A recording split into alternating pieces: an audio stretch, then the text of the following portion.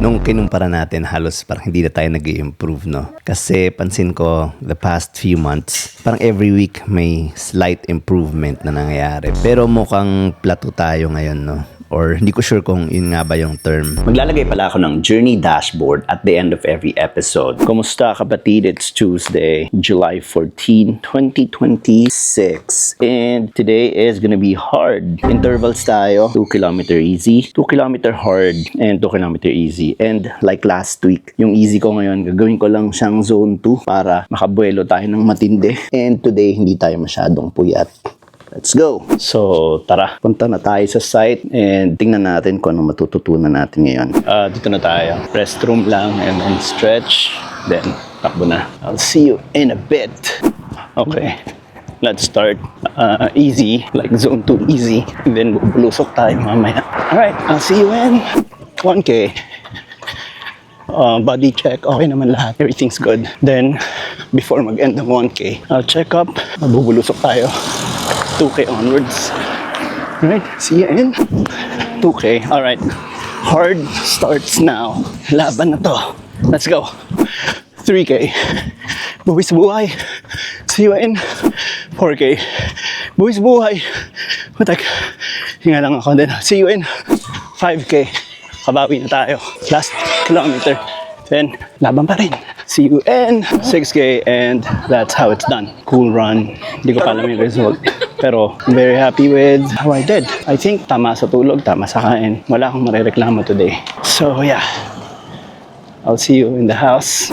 And we're home. So, napansin ko sa takbo na to, yung easy part niya, hindi ko siya nagawang purely zone 2. And then yung hard part niya, actually, akala ko talaga ang bilis-bilis ko. And I was on breaking point nung second lap nung hard, no? Pero tinuloy lang natin. Tapos akala ko magugulat ako sa resulta nung tinignan ko. So, tingnan natin. 6 kilometer, 8:17 average pace. And then, 150 BPM. And sa splits, nakita natin na parang taas talaga nung heart rate ko. Buhis-buhay ako nito nung 3rd and 4th kilometer, no? Tapos, na sinubukan kong bumawi sa 5th and 6th. Kaso hindi ko siya nabawi. Taas pa rin talaga ng heart rate. And kung ikukumpara natin to sa run ko last week, to, tignan natin, 6 kilometers, 820 per kilometer average pace, tapos 148 BPM. Hindi naman siya mas mabilis, sakto lang. And kung mapapansin natin dito, medyo buwis-buwede, halos same lang, no? Compare natin side by side. Yung splits, diba? Halos same lang. So, ayun. Nung kinumpara natin, halos parang hindi na tayo nag-i-improve, no? Kasi pansin ko, the past few months, parang every week may slight improvement na nangyayari. Pero since nung nasanay na ako doon sa new run form, parang medyo naging consistent na yung mga resulta natin, no? Hindi ko alam kung bakit ganun. Kasi sa totoo lang, halos weekly naghihintay ako ng improvement. Diba? Sino naman? Yun yung hinihintay natin, parang kahit papano level up. Pero mukhang plateau tayo ngayon, no? Or hindi ko sure kung yun nga ba yung term dito. Basta, ang magagawa ko lang is to continue showing up. And siguro adjust tayo sa diet, adjust tayo ng konti sa intensity ng takbo. Kasi sa totoo lang, pati yung timbang ko nag-stuck tayo sa 77.5. And minsan, nagda-drop siya 77, tapos babalik na naman sa 77.5.